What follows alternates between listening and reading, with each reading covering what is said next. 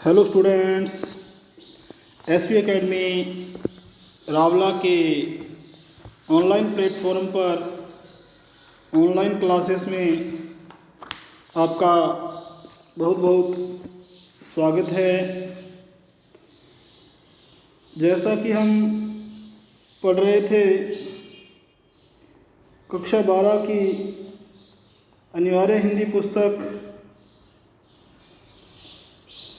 पीयूष प्रवाह का lesson number अंतिम 6 नंबर लेसन राजस्थान के गौरव, और उसमें हमने पढ़ा था कि किस प्रकार से राजस्थान की जो भूमि है वीर जननी भूमि है, वीर प्रश्विनी भूमि है, वीरों को जन्म देने वाली भूमि है।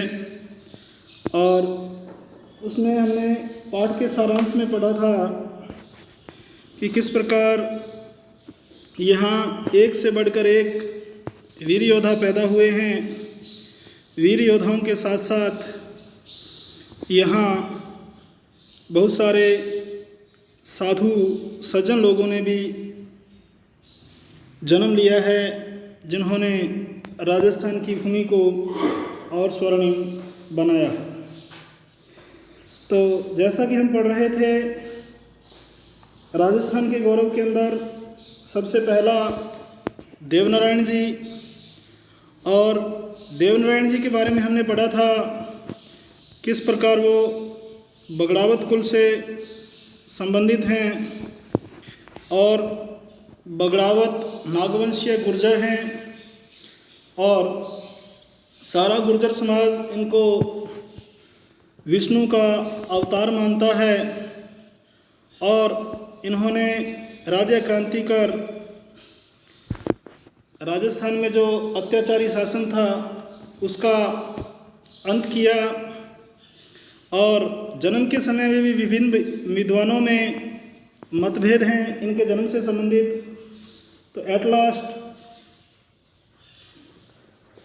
प्रमाणों तथा तत्कालीन राजवंशों से सामंजस्य बिठाने और लोक मान्यताओं के अनुसार इनका जन्म युगावध 4142 विक्रमी संवत 1097 की माघ शुक्ला सप्तमी यानी कि भानु सप्तमी को हुआ माना जाता है।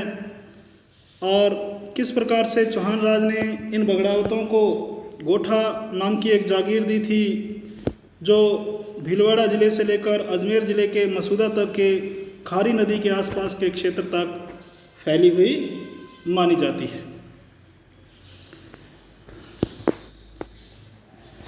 तो पढ़ते हैं आगे। राणा दुर्जनशाल के अत्याचारों से बालक देवनारायण को बचाने हेतु माता सोडी खटानी इन्हें अपने पीहर देवास ले आई। तो यानी कि राजा दुर्जनशाल था इनके समय में, जब इनका अवतार हुआ, जब ये धरती पे अवतरित हुए, तो राजा था एक दुर्जनशाल जो बहुत ही ज़्यादा अत्याचारी था और इस बालक पे भी अत्याचार करने के प्रयास कर रहा था। तो इसे बचाने के लिए इनकी माता सोडी खटानी इन्हें अपने पीहर अपने मायके देवास ले आई। अब देवास में ही इनका लालन पालन होने लगा।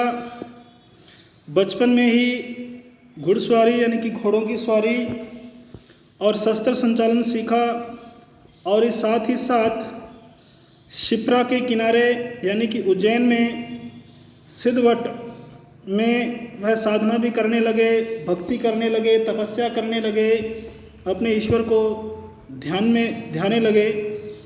सिद्धवट के योग्य पुरुषों ने, योग्य गुरुओं ने, योग्य सज्जन लोगों ने उन्हें आयुर्वेद के साथ साथ यानी कि आयुर्वेदिक विद्या के साथ साथ तंत्र मंत्र विद्या भी सिखाई।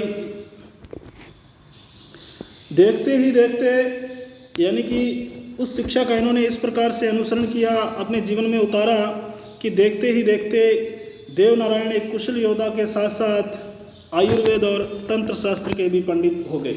यानी कि वीर होने के साथ साथ, कुशल योद्धा होने के साथ साथ ये आयुर्वेद विद्या को भी और तंत्र मंत्र विद्या को भी बहुत अच्छे तरीके से सीखे, अर्थात दोनों में एक्सपर्ट हुए, पारंगत हुए।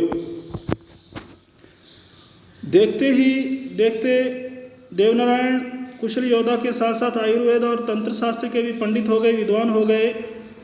अब उन्हें अन्याय और अत्याचार को, अब उनका मुख्य उद्देश्य क्या था? जो राणा था दुर्जनशाल, उसके अत्याचारों को समाप्त करना था और धर्म की स्थापना करना इनका मुख्य लक्ष्य इन्होंने माना। तो अब उन्हें अन्याय और अत्याचार को समाप्त कर धर्म की स्थापना का अपना जीवन लक्ष्य समझ में आ गया था। अर्थात जिस लक्ष्य के लिए वो उन्होंने जन्म लिया वह लक्ष्य उनके सामने दिखाई देने लगा और लक्ष्य समझ में आ गया। बगड़ावतों का अनन्य मित्र छोटू भाट इसी दिन की प्रतीक्षा कर रहा था। और बगड़ावतों का एक अनन्य मित्र था, एक बहुत ही परम मित्र था, अच्छा मित्र, ईमानदार मित्र था, जिसका नाम था छोटू भाट। वो इसी दिन की प्रतीक्षा कर रहा था कि कब देवनारायण जी इस काम में पारंगत हो और कब उन्हें वापस लेके आया जाए और उस राजा के अत्याचारों से मुक्ति मिले।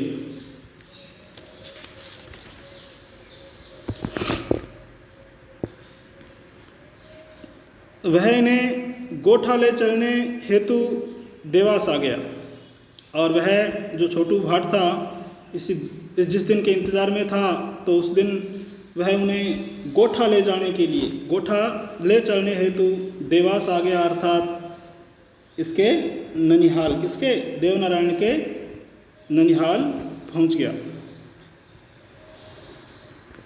छोटू भाट माता सोढ़ी तथा कुछ अंगरक्षकों के साथ ये देवास से चल पड़े, अर्थात वहाँ से ये गोठा के लिए जो उनकी जागीर थी उसकी तरफ रवाना हो गए, अर्थात वहाँ के लिए चल दिए। धार में स्थित महाकाली की आराधना के समय राजा जय सिंह की बीमार पुत्री पीपलदे को अपने आयुर्वेद के ज्ञान से भला चंगा कर दिया। तो ये धार में स्थित, यानी कि रास्ते में आ रहे थे और महाकाली की आराधना के समय ये महाकाली एक देवी है, उसकी आराधना कर रहे थे, उसकी भक्ति कर रहे थे। उस समय वहाँ के राजा जय सिंह की एक पुत्री थी पीपलदे, जो बहुत ज़्यादा बीमार हो गई थी और देवनारायण जी ने इनको अपने आयुर्वेद के ज्ञान के बल से, आयुर्वेद की विद्या के बल से उनको भला चंगा कर दिया, अर्थात स्वस्थ कर दिया। वहीं पीपलदे से उनका विवाह हो गया और वहीं उस राजा जय सिंह की पुत्री से ही उनका क्या हो गया? विवाह हो गया, शादी हो गई। अपने आयुर्वेद ज्ञान तथा सिद्धियों से लोगों के कष्टों को दूर करने लगे और जो आयुर्वेद ज्ञान उन्होंने सीखा था और जो सिद्धियाँ उन्होंने प्राप्त की थी उसके बल से वे बहुत सारे लोगों के कष्टों को, उनकी कठिनाइयों को, उनकी मुश्किलों को दूर करने लगे, अर्थात लोगों का भला करना उन्होंने शुरू कर दिया और जिससे उनका यश चारों ओर फैलने लगा। और इसी के कारण उनका यश, उनका वर्चस्व, उनका महत्व चारों दिशाओं में, चारों क्षेत्रों में फैल गया। अब देवनारायण लोगों के कष्ट हरने वाले साक्षात भगवान ही बन गए। अब वो हर एक दुखी का, हर एक मुश्किल व्यक्ति का क्या करते थे? दुखी व्यक्ति का, रोगी व्यक्ति के कष्टों को क्या करते? दूर करते। तो लोगों के लिए वो साक्षात क्या हो गए? भगवान हो गए, ईश्वर हो गए, अर्थात लोग उनको ईश्वर की भांति, एक भगवान की भांति क्या करने लगे? मानने लगे, अर्थात पूजने लगे। नीनलदे की कुरूपता दूर करना। नीनलदे कोई स्त्री थी, वह बड़ी ही कुरूप थी, अर्थात उसका जो रंग रूप था वो बहुत ही डरावना था और उन्होंने अपनी देवीय शक्ति के माध्यम से, ईश्वरीय शक्ति के माध्यम से उसकी कुरूपता को, उसके गंदेपन को, उसकी बदसूरती को क्या किया, दूर किया, अर्थात उसको भी अच्छा कर दिया। सारंग सेठ को पुनर्जीवित करना, सारंग नाम का एक सेठ था, उसको भी उन्होंने पुनः जीवन दान दिया, अर्थात मृत्यु होने के पश्चात भी उनको जीवित कर दिया। और सूखी नदी में से पानी निकालना, सूखी नदी में से पानी निकालना, सूखी नदी में से पानी निकालना आदि इनके चमत्कार माने जाते हैं। तो इस प्रकार से इन्होंने विभिन्न प्रकार के चमत्कार किए, अर्थात लोगों की भलाई, जग की भलाई करने का कार्य किया। और इसी के बल पे, इन्हीं चमत्कारों के बल पे लोग इन्हें ईश्वर के रूप में, एक भगवान के रूप में पूजने लगे, अर्थात मानने लगे। और आगे है, अब ये गोठा पहुँचते हैं अपनी जागीर में, तो वहाँ का कैसा वातावरण या माहौल है उसकी चर्चा करेंगे हम आगे। इनके गोठा पहुँचते ही सभी इनसे आ मिले। जब ये अपनी माता और छोटू भाट के साथ गोठा पहुँचे तो गोठा पहुँचते ही इनसे सभी आ मिले। जो सभी लोग थे, जो सभी दुखी लोग थे, जो वहाँ के जन थे, वहाँ का जो समाज था, लोग थे, वो इनसे आकर मिले, अर्थात इनकी तरफ हो गए।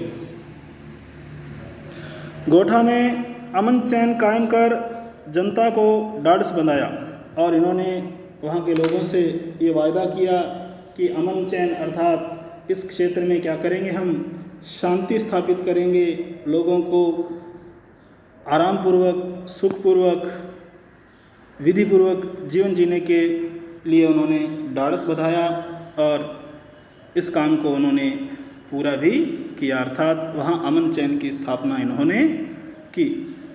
किंतु उनके पूरे राज्य और पड़ोस के राज्य में राणा के अत्याचार उसी तरह चल रहे थे। तो जब ये गोठा पहुँचे तो गोठा के लोगों ने इनसे अनुनय विनय किया कि हम इस राजा के अत्याचारों से बहुत ज़्यादा परेशान हैं, आप इनको दूर करें। तो उन्होंने इस चीज़ के लिए उनको ढाढ़स बंधाया, उनका हौसला बढ़ाया कि ये काम भी धीरे धीरे हो जाएगा।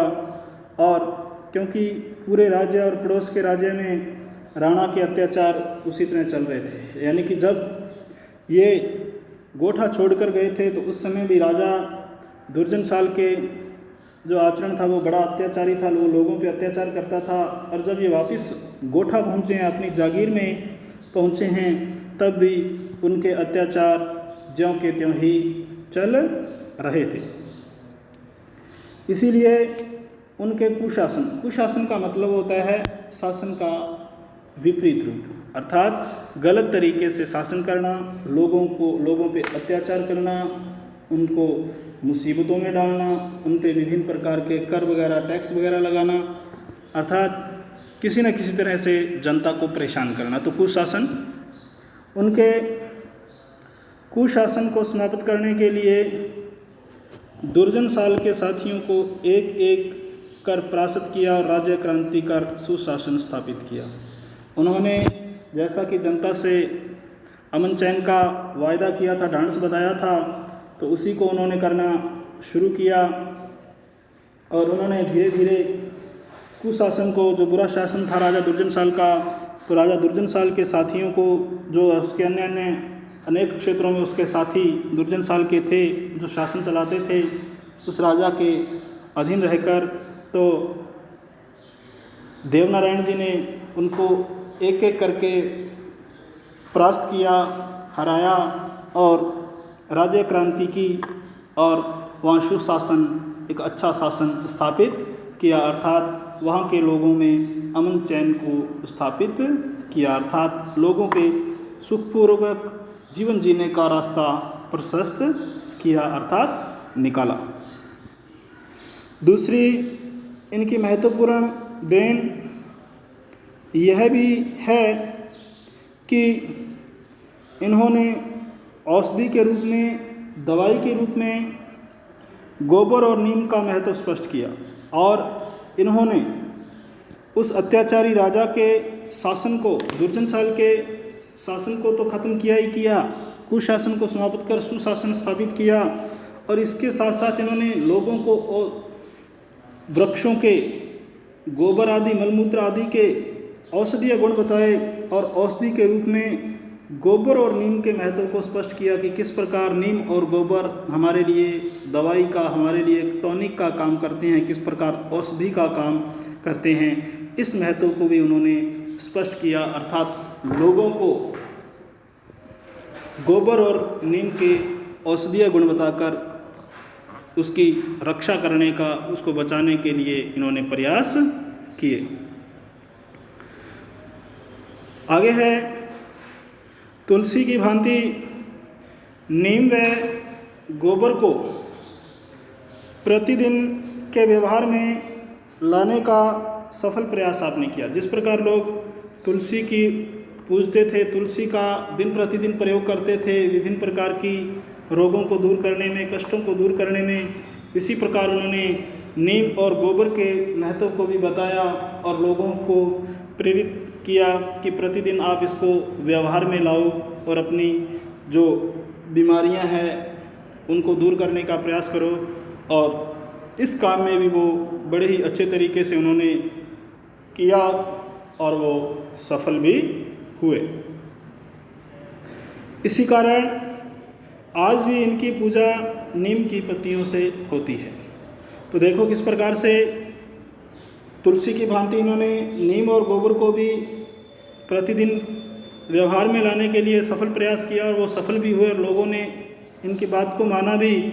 और इसी कारण आज भी जहाँ भी देव नारायण जी की पूजा अर्चना होती है, उनके विभिन्न स्थल बने हुए हैं, स्थान बने हुए हैं लोगों ने पूजने के लिए, तो उन स्थानों पे आज भी किसकी, नीम की पत्तियों की पूजा होती है। अर्थात नीम की पत्तियों से देव नारायण जी को, जो विष्णु के अवतार माना जाता है, लोग उनकी पूजा किससे करते हैं, नीम की पत्तियों से करते हैं।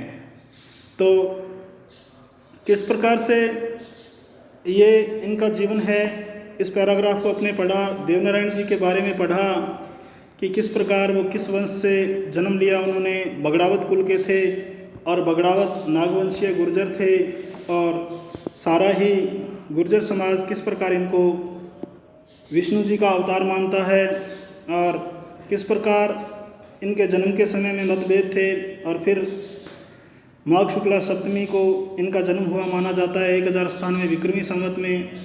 और किस प्रकार से एक राजा के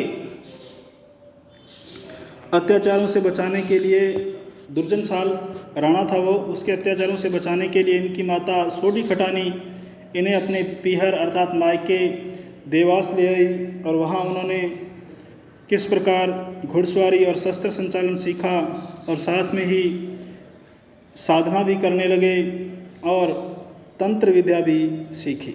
और किस प्रकार से उन्होंने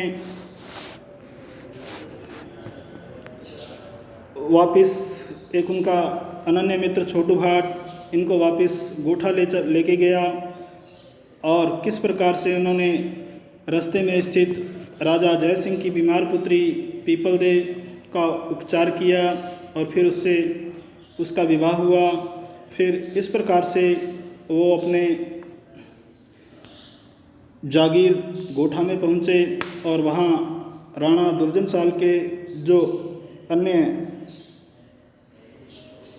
साथी थे उनको एक एक करके परास्त किया और अपने क्षेत्र में, अपनी जागीर में ही नहीं अपने राज्य में, संपूर्ण राज्य में क्या किया, इन्होंने अमन चैन स्थापित किया।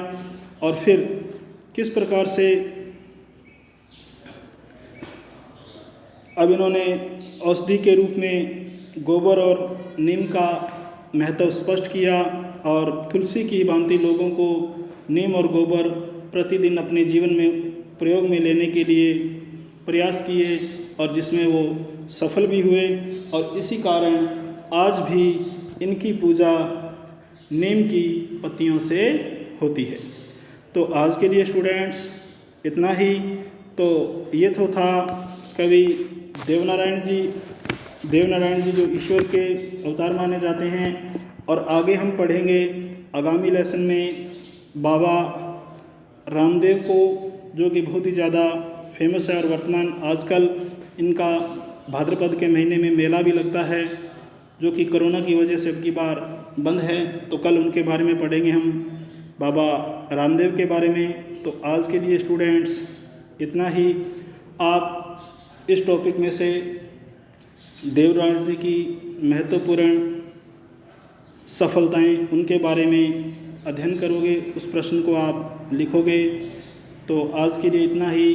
बहुत बहुत धन्यवाद। जय हिंद, जय भारत।